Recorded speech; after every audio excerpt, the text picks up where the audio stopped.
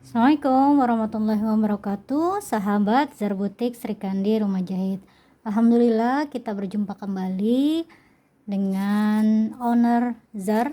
Kali ini saya ingin membahas tentang jenis-jenis Vislin yang saya gunakan. Ini yang pertama adalah jenis Vislin M36 ya.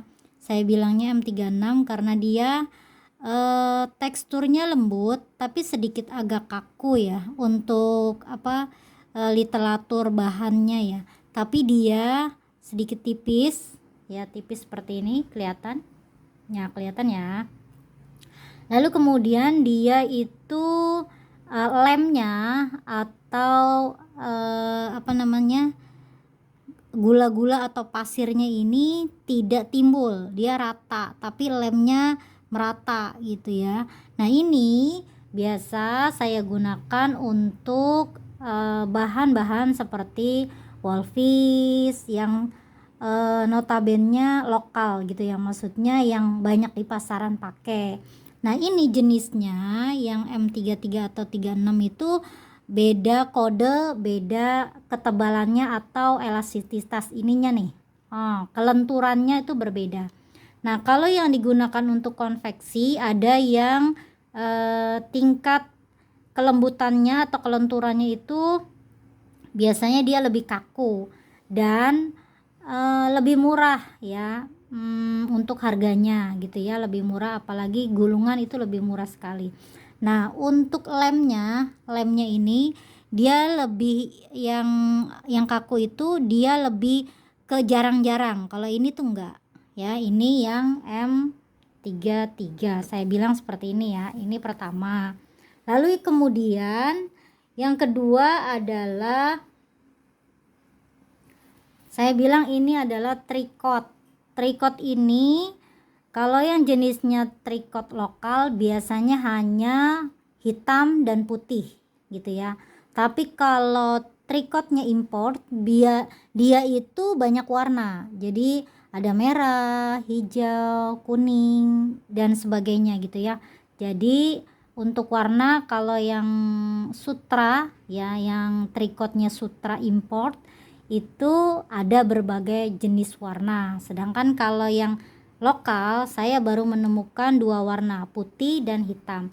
Nah, untuk tricot ini biasanya digunakan untuk pelapis batik, lalu kemudian notabene yang untuk bahan semi sutra atau silk ya jenisnya.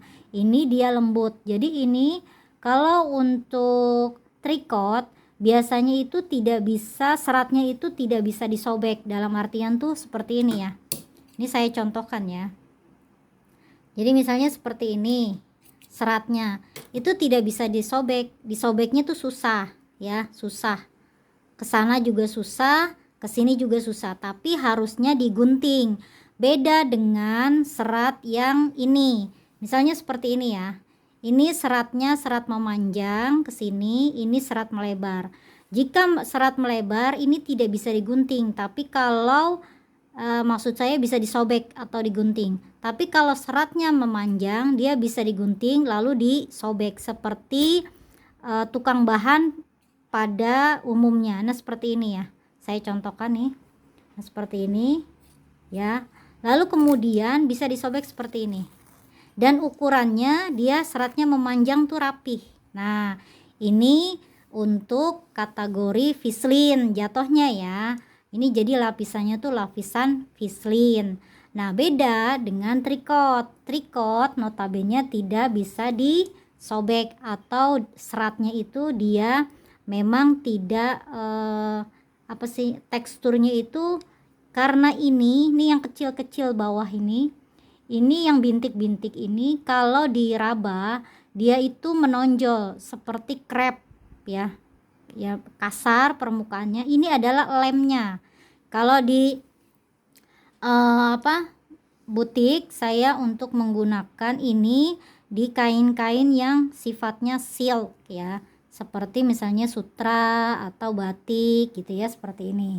Dan yang selanjutnya adalah ini saya bilang Lapisan juga, tapi dia itu seperti untuk ini untuk kerah, khususnya untuk kerah laki-laki ya, khusus kerah laki-laki. Dia ini bahan, ininya bahan seperti sama halnya dengan tricot ini ya, ini tricot yang sutra saya bilang. Nah, karena ini kelembutannya, tricot sutra itu sangat lembut. Nah, kalau yang ini kelembutannya tidak terlalu lembut dibandingkan tricot sutra ini ya. Tapi bintiknya ini saya bilang lapis gula atau Vislin gula. Kenapa bilangnya gula? Karena dia bentuknya seperti gula, dia mengkilat-mengkilat, kelihatan nggak?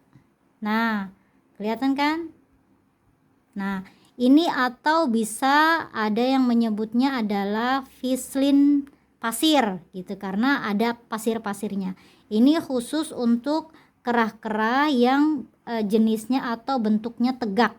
Jadi di saya adalah setiap lapisan atau setiap model itu menggunakan jenis lapisannya berbeda sesuai dengan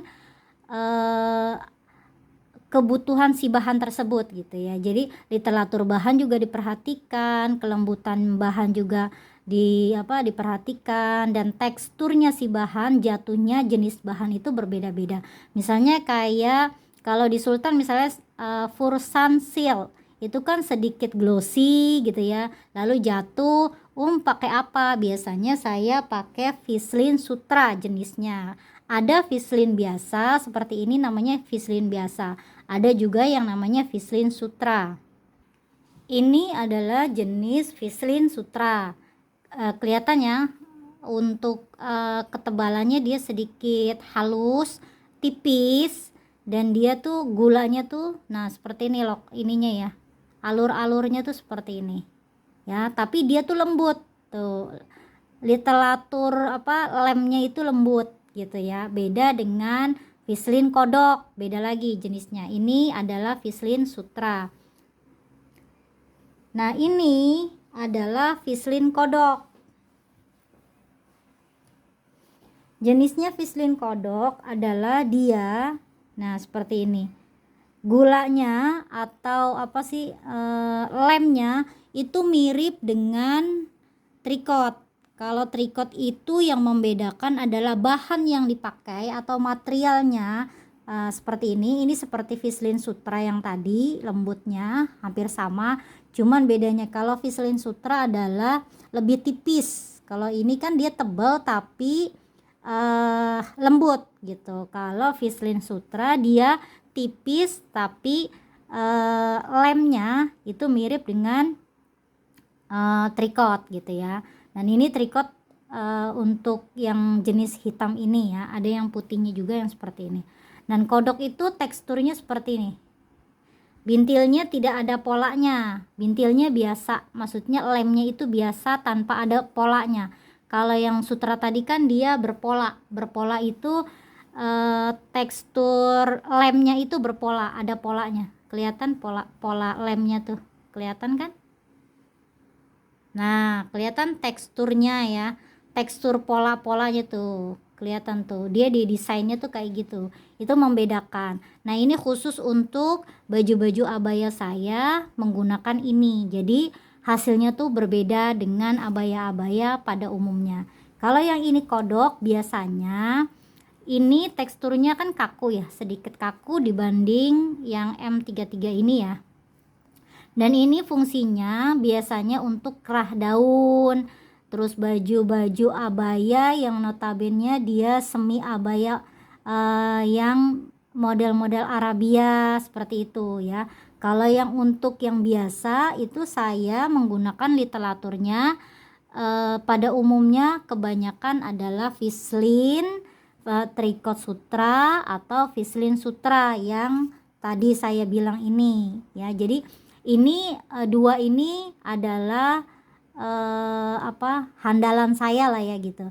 Nah, kalau ya nanti yang ingin yang premium atau yang importnya, tinggal milih yang tricot warnanya. Biasanya saya milihnya itu antara hitam, putih, dan krem gitu. Itu masuk kemana aja gitu ya. Kalau untuk warna-warna yang misalnya seperti merah, tidak semuanya bahan merah gitu kan, tidak terlalu banyak bahan merah. Biasanya yang cenderung pada umumnya adalah hitam, putih, krem, itu aja.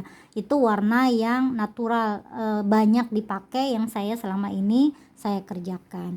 Nah, untuk ini Vislin Sutra ini saya gunakan untuk di ini. Nah, seperti ini nih ya pada umumnya. Jadi ini kerah ini yang akan dipasang di bajunya seperti apa, seperti ini. Nah, nanti dipasang di baju yang seperti ini ya. Ini saya menggunakan adalah Vislin Sutra ya, bukan Vislin Kodok. Kalau Vislin Kodok biasanya dia lebih kaku jatuhnya ya, jadi seperti ini. Ini nanti dipasang di sini. Nah, seperti itu ya. Nah, teman-teman, nah ini insya Allah semoga bermanfaat ya, semoga bermanfaat ilmunya untuk macam-macam kegunaan Vislin gitu ya. Nanti juga insya Allah teman-teman akan mengaplikasikan ilmu yang saya berikan gitu. Ini modelnya seperti ini. Oke. Selamat mengedukasi atau selamat menyaksikan. Untuk ilmunya insya Allah berkah dan insya Allah lancar selalu. Salam sukses selalu dari saya. Assalamualaikum warahmatullahi wabarakatuh.